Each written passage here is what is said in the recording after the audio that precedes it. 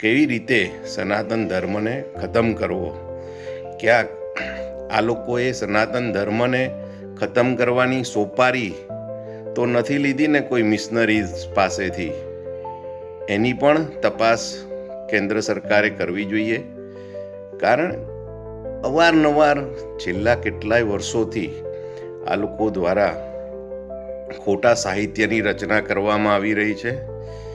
સરકાર ક્યાંક ઊંઘથી ઝડપાશે તેવું મને ચોક્કસ લાગી રહ્યું છે.